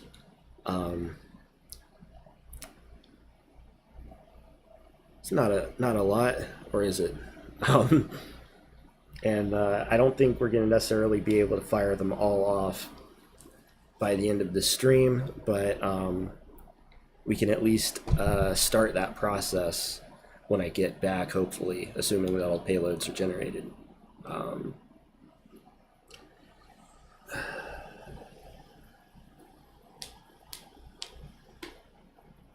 Keys. I have to make my location. Keys, dog bags. Okay. So in the meantime, I'm going to put on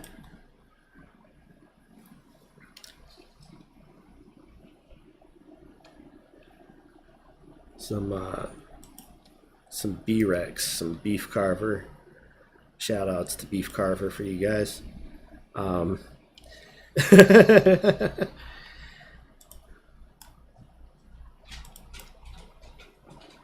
Let's shuffle it up.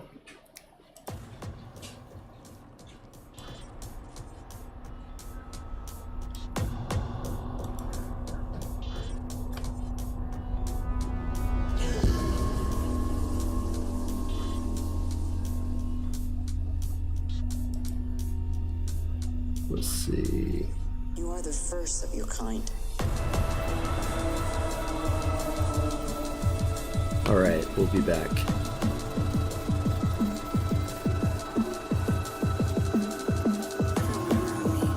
They feel connected to something. Connected to something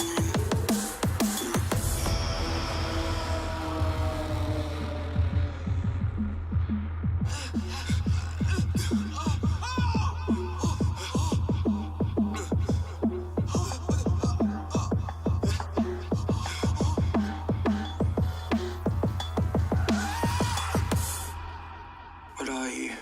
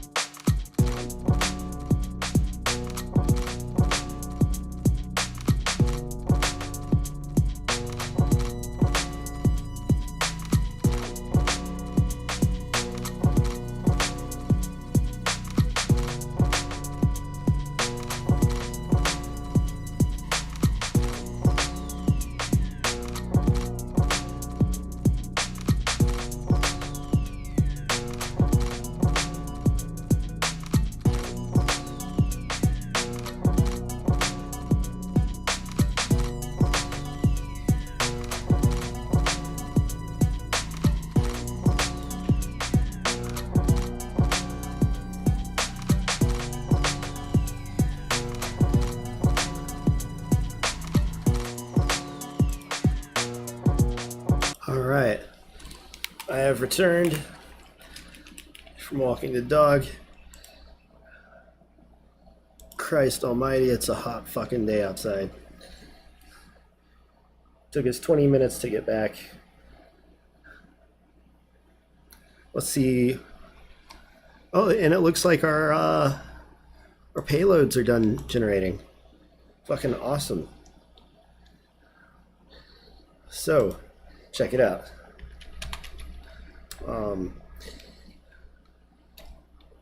Created a 25 megabyte text zip file with 1.7 million lines in it. So if we do a gunzip ssrf dev, let's see how big this file is now. 371 megabytes. So, oh yeah, let me take this text off the screen. Now that we have this file, we're gonna create a copy of it. This is for Indeed. So the prefix that I'm going to be using for generating the payloads might just be the letter I. So here's how you do this. First, I'm going to hide my terminal while I log into another server here.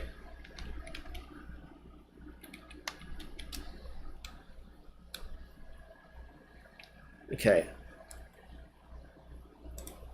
So now that I'm in this server in the top left, I'm going to run interact sh with HTTP only. I'm going to go ahead and copy that link. That's the URL that gets generated. Then over in our sed, over here on the right, the top right, do sed dash I. Why is Dark Mage dressed up as a cop? This isn't a Hawaiian t-shirt. This isn't a in order for it to be a cop outfit, I have to be wearing a Hawaiian shirt. There are no flowers on this shirt whatsoever. It is sushi. As far as I know, I don't think cops like sushi. I'm not a cop. Fact. Okay, so let's set our business over here. So if you do I dot and then the URL that we copied. So you do s bar dev bar I dot and then whatever the payload is, or whatever URL you happen to want to be checking. So we're going to do it in place for the SSRF dev indeed file. And the reason that we do it this way is that SED runs very fast on an individual file. So in the process of figuring out what's the best way to construct these payloads, I figured out that if you create an intermediary and then use SED at the very end, once you've generated all of your payloads, you can have an intermediary text file that can be easily updated whenever you want to run a different instance of interact.sh for your hunting. So let's go ahead and run it.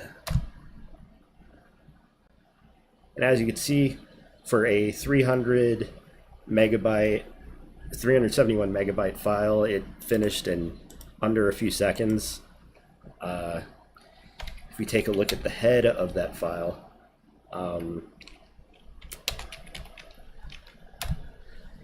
here's an example link that has been generated that we're going to be throwing into HTTPX in the hunt for if any of these happen to be an SSRF in the waiting. So what server do I want to do that from? I guess we could do it on the same server that this box is being run on. So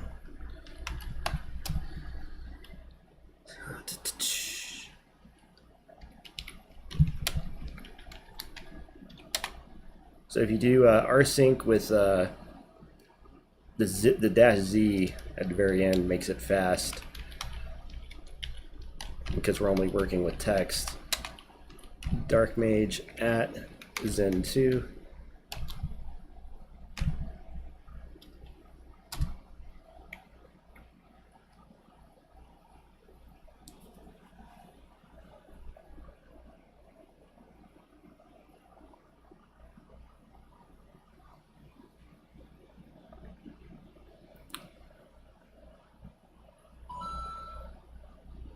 Wonder if I should get some beer. I mean, it is the last day of the break, for me anyway. So, should celebrate. I should get some ice cream and some beer. And it's something really decadent for dinner. So I've got my leftover stir-fried rice and everything. So here's how I got to do it. So we're going to split over here, then the tab down or whatever, so you can at least see what I'm typing. Then from here we can do HTTPX. Our input list is going to be SSRF dev indeed. If we wanted to rate limit, and I probably should, but because we want this to run really fast, we want to get this done as fast as possible, and a million fucking links, 1.7 million URLs is going to take a very long time, even if we're running at full throttle. So we might just omit that and instead jack up our host errors to make sure that our requests actually go through to like that.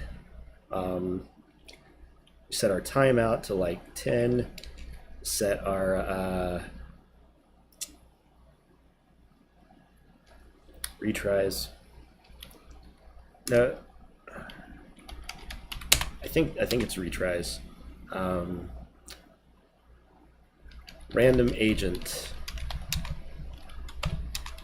accept any. Howdy Jira. Let's see. What other flags do I need here? Generally speaking, whenever I'm firing off the payload, once I've generated it, I don't really care about the output from HTTPX so much as I care where in the process it happens to be, because it's so many fucking links. So let's print stats every 10 seconds. And we're going to redirect all output from standard output to dev null, so that all we actually see are like current status like messages every 10 seconds. So there's going to be a lot of those. But the idea is that if any one of them happens to trigger a pingback, it will show up in the left box.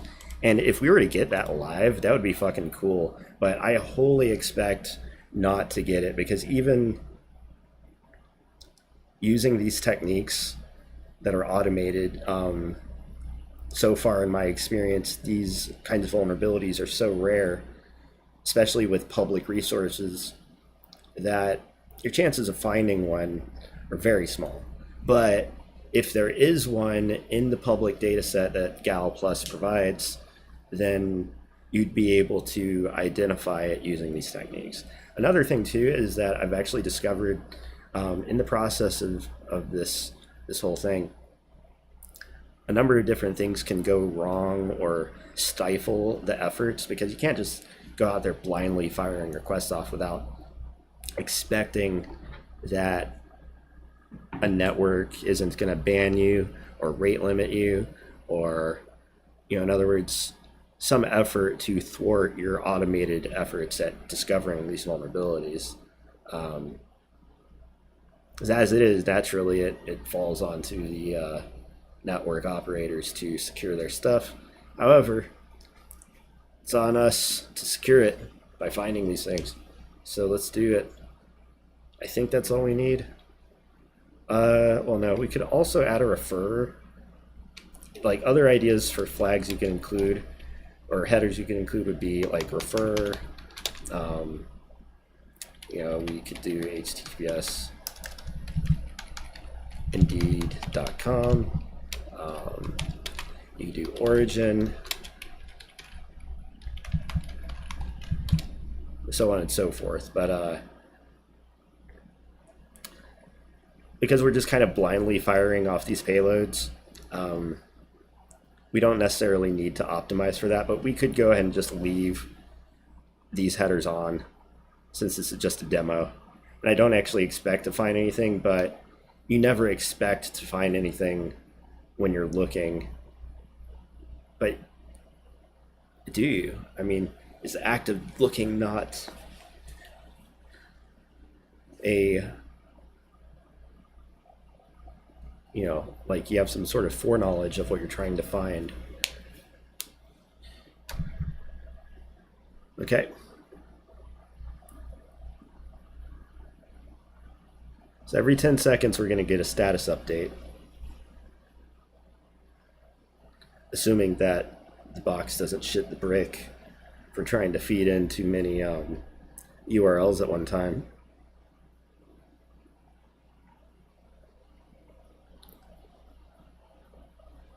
Let's see. It's going to very clearly take a while to actually load all those up.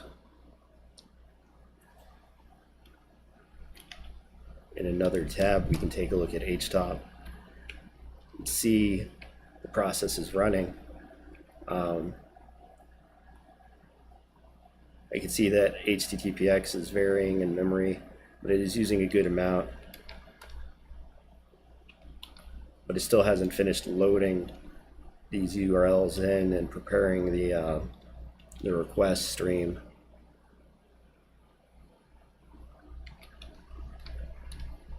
There we go. Now it's firing off.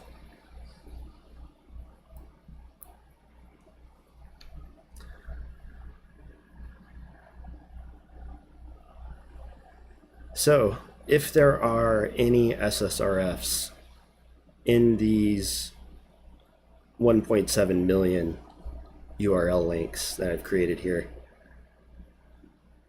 and if they respond with the headers that I've provided, and if any one of these endpoints takes the URL that I fed it and fires off a request to a website containing that URL, it will show up here on the left.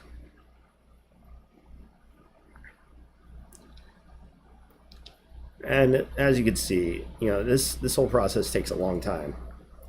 Generating the payloads took like an hour for like 1 million something.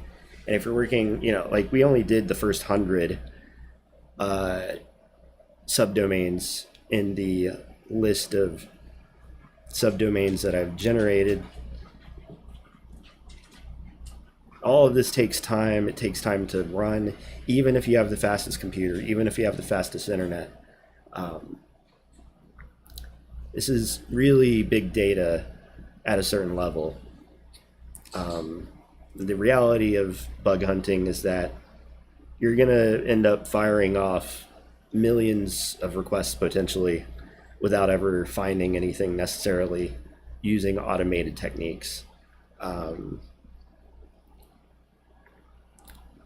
the idea is that, you might not never find some of these, if not for these automated techniques, simply for the depth required to traverse. And being able to automate parts of the hunt can be very useful. It's important to actually let the automated techniques complete, though, and go over your results and be very careful to identify opportunities to tune a scan configuration so that you can make better use of your time. Because, again, these do take a very long time to run in certain instances. Going over lots of different subdomains, identifying which endpoints respond. Sometimes you gotta just manually get in there in order to find some stuff. But as a programmer, I like opportunities to automate things. I like taking time to be able to create tools that allow you to be hands off, do other things like walk your dog, cook dinner. Speaking of, that's what I've got on mind. I want to get to the store before they close, get some something special to appreciate not only the hot day, but the end of this little mini vacation period where I did absolutely nothing except my regular day-to-day routine. I cleaned up my apartment a little bit. It's not that much cleaner, but the kitchen's doing better now. In my workstation and my room are mostly acceptable for my standards. Things were pretty bad for a while, but I'm working on it. It's all about the energy and the effort needed to make things happen. And as I'm able to get things done and get certain items off my mental checklist, I find myself in a position where I'm able to put more effort into things. That's what I look forward to the most. It's being able to really lean into each individual thing. Because I do recognize that I've been stretched thin over the course of my life, but at the same time, there's too much to do. There's just too much to be interested in. Not enough time to do everything. So for the things that we can do, I want to be able to put my all into it. Shout outs to everyone who's been supporting me over the years. Big Jira, who's a mod in Pound Evil Dojo, who left recently, but he's in the Twitch chat. Big shout out. Haven't seen him stream in a little bit. Last time I did, though, I remember he was doing some new Raccoon Zelda-like game. I forget exactly what it was called. I don't want to say something offensive on stream. Oh, nice. Right on. I feel that. But yeah, as y'all can see, the system is running, and if anything comes up from this particular hunt, I'll let y'all know. But as you can see too, it's very easy to generate another payload set, upload it to my server, and start firing stuff off. Being able to set these things up in motion and running is part of my interest as a security researcher, and in general, just finding ways to automate things. Always fun. It's unfortunate that there's just not enough computational power to automate all the things, but we work with what we got, you know what I mean? Fall Guys was pretty fun today. It's performing pretty well, and can't complain about that.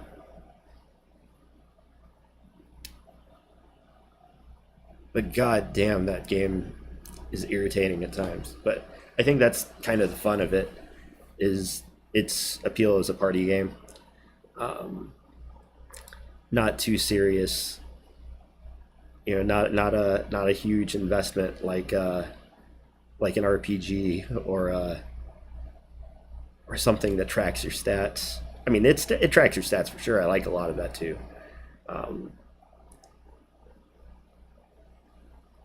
But yeah, I think this is where we're going to take a break and part ways, guys.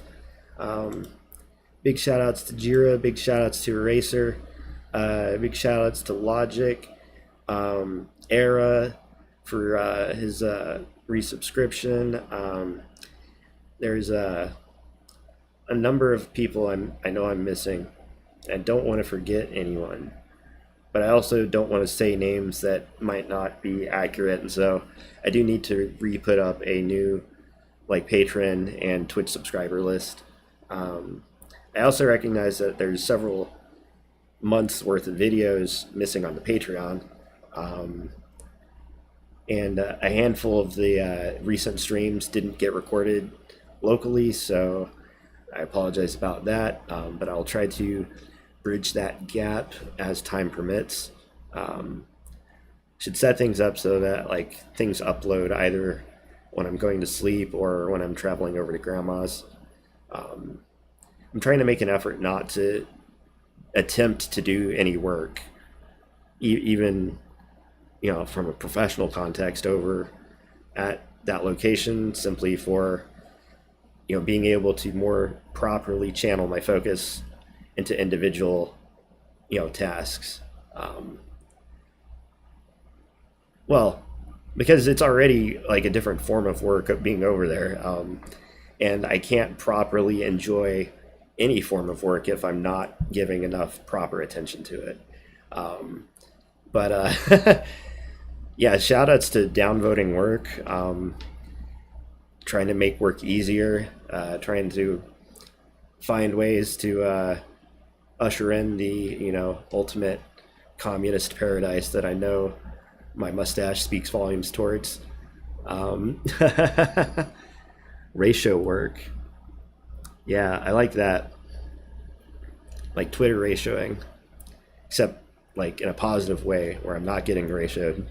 But yes, let me go buy some stuff. I'll rejoin the rest of you chatters in a little bit. Stay cool, my friends. It's a hot one out there.